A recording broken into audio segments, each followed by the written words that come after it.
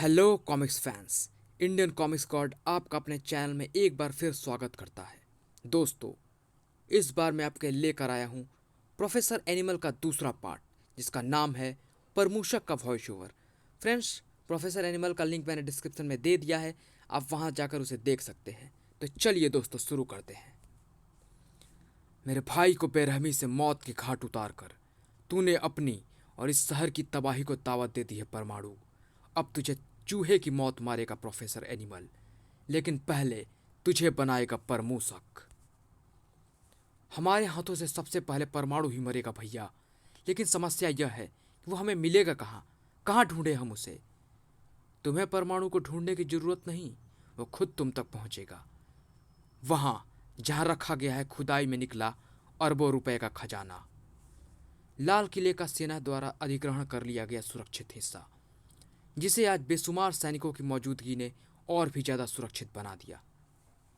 यह मेजर राणा की वह बटालियन तैनात है जिसने 1962 में चीनी सैनिकों के छक्के छुड़ा दिए थे, और यह सब इसलिए ताकि कोई परिंदा तक ना पहुंच पाए वहां जहां रखे गए हैं बेशकीमती मुगलकालीन खजाने।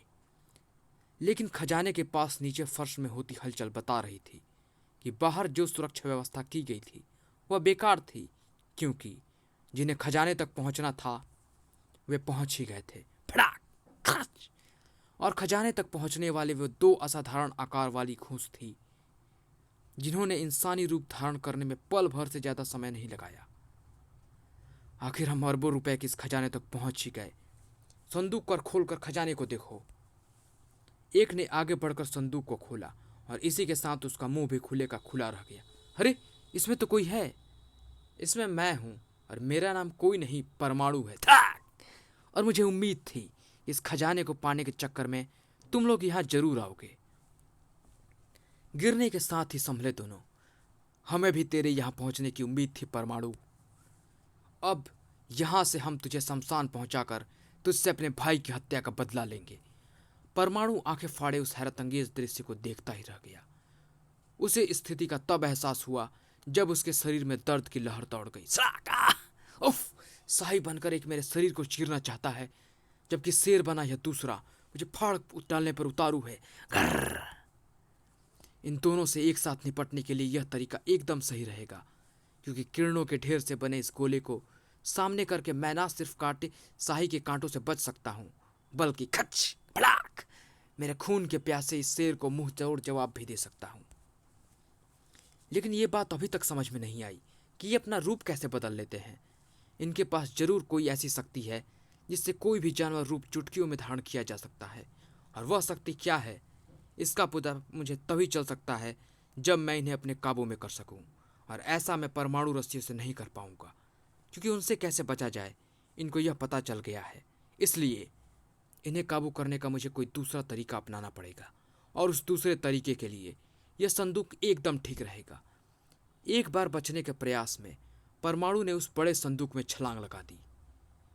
उसके दुश्मनों की आंखों में चमक दौड़ गई, और यह चमक इस बात का सबूत था कि संदूक में जाकर परमाणु को खत्म करने का उन्हें सुनहरा मौका मिल गया था, और ऐसा मौका कौन गंवाना चाहता है। परमाणु को चीर फाड़ देने के लिए दोनों ने एक साथ संदूक में छलांग लगा दी। लेकिन जिसके लिए उन्होंने संदूक में छलांग लगाई थी वह उन्हें वहां नहीं मिला। मिलता भी कैसे? वह तो संदूक से ट्रांसमिट होकर संदूक के भारी ढक्कन को बंद कर रहा था। संदूक उनके लिए वह चूहेदानी बनकर रह गया जिससे बच निकलना अब असंभव था। परमाणु के चेहरे पर विजयी मुस्कान थी। अब ठीक है, अब इस संदूक पर लगा यह भारी ताला तभी खुलेगा जब संदूक में बेहोश करने वाली गैस छोड़कर उन्हें बेबस कर दिया जाएगा, और यह इंतजाम करने के लिए मुझे बाहर से कुछ जवानों को बुलाना होगा। बाहर अभी भी कड़ी सुरक्षा व्यवस्था का गुणगान चल रहा था।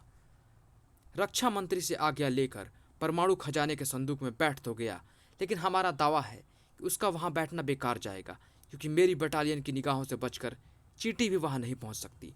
ठीक वैसे ही जैसे 97 में हमने एक भी पाकिस्तानी सैनिक को अपनी सीमा में नहीं घुसने दिया था। आपकी बटालियन ने जो रिकॉर्ड 1970 में बनाया था वो आज टूट गया मेजर साहब। मतलब? परमाणु ने मतलब जब समझाया तो सभी के हाथों के तोते उड़ गए। ये कैसे हो सकता है? ऐसे कोई कैसे अंदर घुस सकता है? चलिए अपनी आंखों से देख लीजिए। सभी इंतजामों के बाद जब संदूक खोला गया तो सबसे ज्यादा परमाणु उछला। ओह नो, ये तो दोनों मरे हुए पड़े हैं। लगता है आत्महत्या कर ली इन दोनों ने। इनके खत्म होने के साथ साथ इनके सहारे इस रहस्य की तह तक पहुंचने का जरिया भी खत्म हो गया। अरे यह क्या? इन दोनों की गर्दनों में इनके बालों से छिपे ये पट्टे से कैसे हैं? परमाणु की इनके गर्दनों से उन पट्टों को उतार लेने में ज़्यादा परेशानी नहीं हुई। ये फ्लेक्सिबल रबड़ के बने पट्टे हैं जो इनके रूप बदलने के साथ ही सिकुड़ कर या बढ़कर अपना रूप भी बदल लेते हैं। इनमें से बहुत से यंत्र से कैसे पता चले जिनके निचले हिस्सों से पतली पतली पीने उस तरफ को निकली हुई हैं जिधर से पट्टे को शरीर पर बांधा जाता है। कहीं इस रहस्य में ये पट्टे कोई महत्वपूर्ण भूमिका तो नहीं निभा रहे? इसका पता लगाना होगा और उसके लिए मुझे इन पट्टों को लेकर प्रोबॉट के पास जाना होगा। वहां की स्थिति को सेना कर्मियों के हवाले कर परमाणु उड़ चला, लेकिन परमाणु को यह मालूम नहीं था वह जिस रहस्य की खोज में जा रहा था वह यहाँ भयानक रूप धारण कर रहा है। आपने हम सबको जो भारी रकम दी है, हमें उसके लिए काम क्या करना होगा? अपने हाथों में थमे पट्टों को अपनी अपनी गर्दनों में पहन लो, ताकि अपने हाथ में थमे इस यंत्र का स्विच दबाकर मैं तुम्हें ऐसे खतरनाक जानवरों में बदल दूं जिसके बदल पर मैं परमाणु और उस शहर को तबाह करके अपने तीनों भाइयों की मौत का बदला ले सकूं।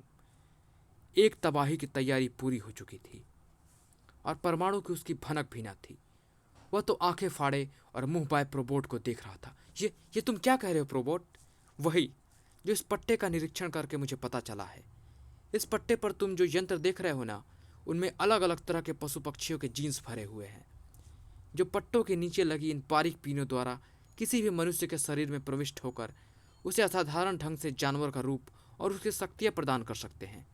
जैसे ही एक जीन्स पिन बाहर निकलकर दूसरी पिन मनुष्य के शरीर में प्रवेश करती है, वह एक जानवर से बदलकर संबंधित जीन्स पिन के जानवर का रूप धारण कर लेता है।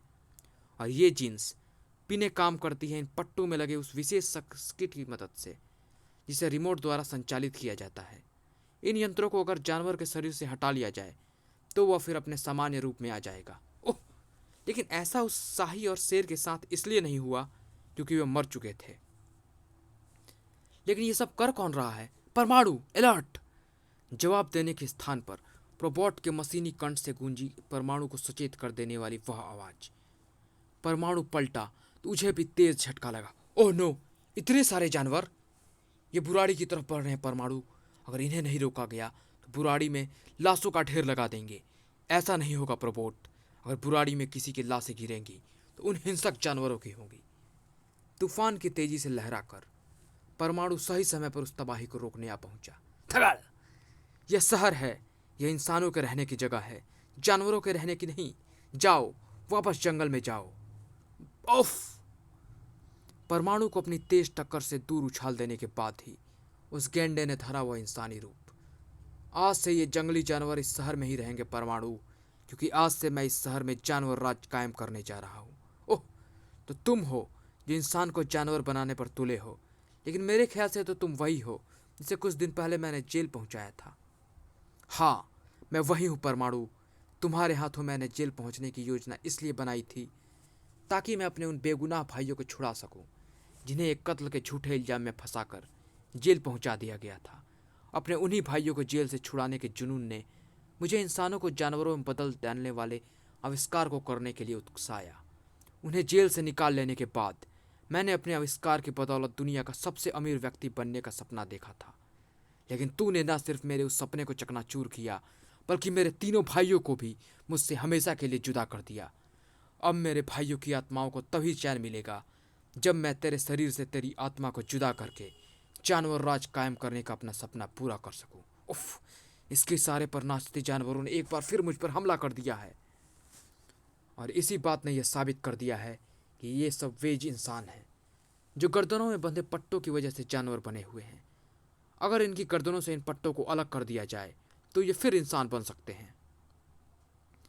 परमाणु ने तेजी से जानवरों की गर्दनों से बंधे पट्टों को उनसे अलग करना शुरू कर दिया और परमाणु की इस हरकत ने प्रोफेसर एनिमल के गुस्से को और भी ज्यादा भड़का दिया। हवा में लहराकर अगर तू सोच रहा है कि तूने मौत को मात दे दी, यह तेरी भूल है परमाणु। मौत तुझे दबोचने हवा में ही तुझ तक पहुंचेगी। उफ! परमाणु को न ऐसे हमले की उम्मीद थी, ना वो उसके लिए तैयार था। नतीजा सड़ाक! परमाणु चोट खा बैठा और अभी वह संभल पाता उससे पहले ही गिद्ध परमाणु के गिरेबान को अपने पंजे में थाम कर दूसरे पंजे में थमे खंजर को परमाणु के सीने में उतार चुका था। परमाणु के सारे शरीर में दर्द की लहर दौड़ गई, लेकिन उस दर्द का असर अपने मस्तिष्क पर नहीं होने दिया परमाणु ने। अगर यह गिद्ध खंजर खींचकर वापस लौट गया तो यह फिर मुझ पर वार करने में सफल हो जाएगा, क्योंकि दर्द से मेरी आंखों के सामने अंधेरा छाता जा रहा है। इसलिए मेरे पास यह अच्छा मौका है, मैं अपने हाथ बढ़ाऊं और इसके गर्दन में बंधे पट्टे खींच लूं। जैसे ही परमाणु ने गिद्ध की गर्दन से पट्टा खींचा, वैसे ही वह ऐसे इंसानी रूप में आ गया जिसे उड़ना नहीं आता था। परमाणु की वर्तमान हालत में वह उस पर भारी पड़ा। परिणाम स्वरूप दोनों गड़बड़ होकर नीचे आ गिरे। और नीचे गिरा परमाणु अभी कुछ कर पाता उससे पहले ही प्रोफेसर एनिमल ने उसकी गर्दन पर वह पट्टा कस दिया और दबा दिया अपने हाथ में थमे रिमोट का वह स्विच। दूसरे ही पल परमाणु के शरीर में तेजी से परिवर्तन होने लगा, और यही परिवर्तन इस बात का संकेत था कि परमाणु भी जानवर में बदल रहा है। एक ऐसे जानवर में जिसे सारी दुनिया कहती है चूहा। परमाणु चूहा बन गया। प्रोफेसर एनिमल ने परमाणु को चूहा बना दिया, एक ऐसा चूहा जिसमें मौजूद है इंसानी दिमाग। और इस चूहे को अपने हाथों से मारने के लिए मुझे बनना है बिल्ली। म्याऊ। परमाणु ना अपने वर्तमान स्वरूप से नवाफिक था और ना आने वाले खतरे से। इसने जानबूझकर मेरे शरीर में चूहे के जीन्स प्रवेश कर मुझे यह रूप दिया है। यह जानता है कि चूहे के इस रूप में मैं ना तो अपने हाथों को पट्टा उतारने के लिए बढ़ा सकता हूँ, ना गर्दन तक ले जा सकता हूँ, और ना ही नीचे को सरक गई अपनी बेल्ट तक पहुँच सकता हूँ, क्योंकि चूहे के हाथ बहुत छोटे हैं। बोलकर मैं ट्रांसमिट हो ही नहीं सकता, क्योंकि ऐसे में मेरे मुंह से चूहे की चिचियाहट के सिवा कुछ नहीं निकलेगा। रोबोट जरूर मेरी इस हालत को देख रहा होगा। अगर वह मुझे ट्रांसमिट कर ले तो बात बन सकती है, लेकिन उसे ऐसा जल्दी करना होगा, वरना बिल्ली बना प्रोफेसर एनिमल मुझे अपने खतरनाक पंजों में दबाकर फाड़ कर रख देगा। उफ, इतनी देर हो गई, प्रोबोट आखिर मुझे ट्रांसमिट क्यों नहीं कर पा? ओह, समझा, प्रोबोट मुझे ट्रांसमिट इसलिए नहीं कर पा रहा क्योंकि पिछले दिनों उसने मेरी बेल्ट में जो तब्दीलियां की हैं उसके मुताबिक वह मुझे तभी ट्रांसमिट कर सकता है जब मैं फ्यूजन चैम्बर से 1 किलोमीटर तक की दूरी पर हूँ। इस विषय में विस्तार से जानने के लिए पढ़ें नागराज और परमाणु का विशेषांक सूरमा। अब तो अपने आप को बचाने का एक ही तरीका है, इस बिल्ली से बचकर भागा जाए, तब तक जब तक मैं फ्यूजन चैम्बर के पास तक ना पहुंच जाऊं और प्रोबोट मुझे ट्रांसमिट ना कर ले। परमाणु रूपी चूहा अपने आप को ट्रांसमिट करवाने के साथ साथ अपने सिर पर मौजूद पट्टे से छुटकारा पाने और अपने सामान्य रूप को दोबारा हासिल करने में सफल हुआ था, और साथ ही सफल हुआ था उस बिल्ली की गर्दन से पट्टा उतारने में जो वास्तव में प्रोफेसर एनिमल था। चूहे बिल्ली के इस खेल के साथ तेरा भी खेल खत्म हुआ प्रोफेसर एनिमल। ओह, तुम एनिमल रिसर्च सेंटर का चीफ डॉक्टर घोषाल?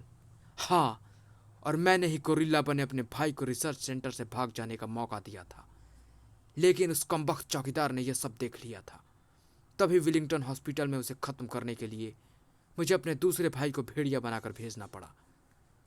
प्रकृति से खिलवाड़ करने और दिल्ली में जानवर राज कायम करने की घिनौनी कोशिश करने वाले डॉक्टर घोषाल जी तो चाहता है कि तुझे भी तेरे भाइयों की तरह मौत के घाट उतार दूं, लेकिन मैं ऐसा करके तेरी तरह जानवर बनना नहीं चाहता। इसीलिए तुझे तुझ जैसे वहसियों के लिए बनाई काला पानी नामक उस जेल में छोड़ाऊं, जहां से तू फिर कभी वापस नहीं आ पाएगा। समाप्त।